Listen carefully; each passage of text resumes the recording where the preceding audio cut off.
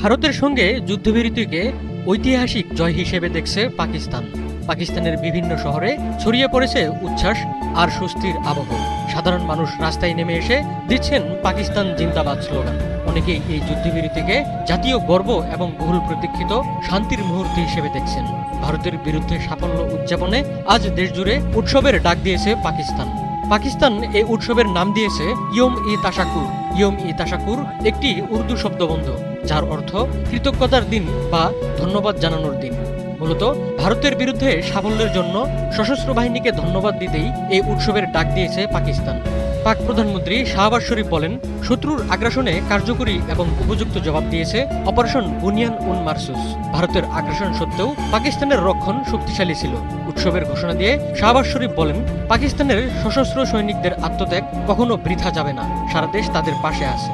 একে অপরের বিরুদ্ধে প্রাণঘাতী হামলার পর ভারত পাকিস্তান যখন আরো বড় সংঘাতের দিকে এগিয়ে যাচ্ছিল, তখনই এগিয়ে আসেন যুক্তরাষ্ট্রের প্রেসিডেন্ট ডোনাল্ড ট্রাম্প। যুক্তরাষ্ট্রের দীর্ঘ ৪৮ ঘন্টার প্রচেষ্টায় যুদ্ধবিরতিতে সম্মত হয় দেশ দুটি। শনিবার উভয় দেশ অবিলম্বে যুদ্ধবিরতির ঘোষণা দেয়। যুদ্ধবিরতি ঘোষণার পর শনিবার দিবাগত গভীর রাতে জাতির উদ্দেশ্যে ভাষণ দেন পাকিস্তানের প্রধানমন্ত্রী শাহবাজ শরীফ। ভাষণে তিনি এই যুদ্ধবিরতিকে পাকিস্তানের ঐতিহাসিক বিজয় বলে দাবি করেন। সাফল্য উদযাপনে রোববার সারা দেশে উৎসবের ডাক দেন পাক প্রধানমন্ত্রী। পাকিস্তানের বিরুদ্ধে গত মঙ্গলবার রাতে ভারত অপারেশন সিঁদুর পরিচালনা করেছিল। এর জবাবে শনিবার ভোরে অপারেশন বুনিয়ান উন মারসুস চালায় পাকিস্তান।